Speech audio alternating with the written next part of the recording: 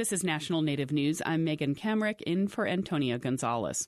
A federal judge has dismissed portions of a suit brought by the Agua Caliente Band of Kuya Indians in California that aim to give the tribe more control over the groundwater beneath its land.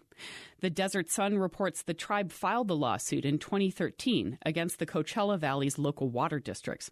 U.S. District Court Judge Jesus Bernal ruled the tribe's access to water has not been sufficiently harmed. His ruling states the tribe has always had enough water, and the water met all applicable quality standards. At issue is the Coachella Aquifer, which the water agencies have replenished with Colorado River water. Tribal Chairman Jeff Gruby says tribal leaders are concerned about water quality. They've offered to help pay for facilities to treat the river water. An earlier ruling affirmed the tribe's legal right to the groundwater below its reservation. The case will continue to address whether the tribe controls the groundwater storage space under its land. The case could have an impact on native water rights more widely across the West. It could take a month or more before officials release details of a fatal police shooting inside a church in Rushville, Nebraska. Sheridan County Sheriff Jeff Brewer told KOTA-TV he can't comment further until after a grand jury releases its findings. A sheriff's deputy shot and killed Clarence Leading Fighter, a Lakota man, during Palm Sunday services inside the Immaculate Conception Church. Officials released few other details. The Nebraska State Patrol is investigating the shooting and has not said whether Leading Fighter was armed. KOTA reports State Patrol investigators say it appears the sheriff's deputy shot Leading Fighter to protect himself and other parishioners. The Supreme Court heard oral arguments Tuesday over whether to include an American citizenship question on the 2020 U.S. Census. The Trump administration proposes adding the question about citizenship status on the upcoming census form. Many tribes and Native groups oppose the move, saying Native residents are already undercounted and the question could cause more confusion, further undermining Native representation. The National Congress of American Indians issued a resolution against asking about citizenship status, calling for Congress to conduct nonpartisan oversight of the issue to determine how Native residents are affected. Demographic information from the census is used to allocate federal funds to communities. A lower count of people who are listed as American Indian or Alaska Native could affect distribution of resources. 3 lower court rulings found the change to the census is unconstitutional. The Census Bureau says it needs a ruling by June in order to stay on schedule for printing and delivering questionnaires to residents.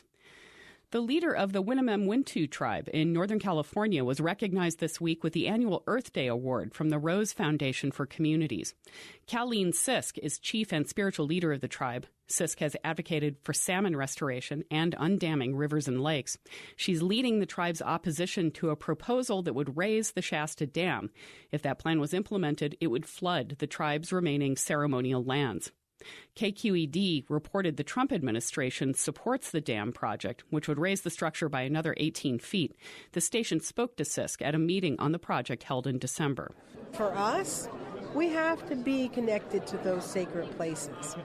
And we've already lost 26 miles in the building of Shasta Dam. 26 miles have been given up. The Rose Foundation noted that Chief Sisk is a leading voice in raising awareness of the human rights inequities suffered by other federally unrecognized tribes and unrepresented indigenous peoples around the world. For National Native News, I'm Megan Kamrick.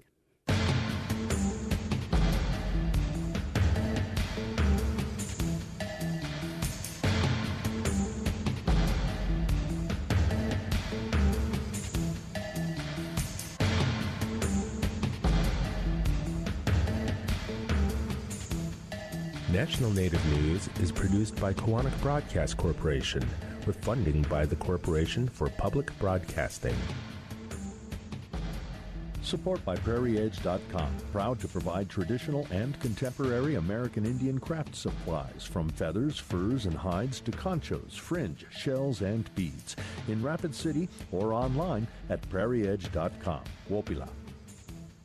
Support by BNSF Railway, moving our economy for over 165 years. Our vision is to operate injury and accident-free with safety programs, training, and technology. More at bnsf.com/tribal relations.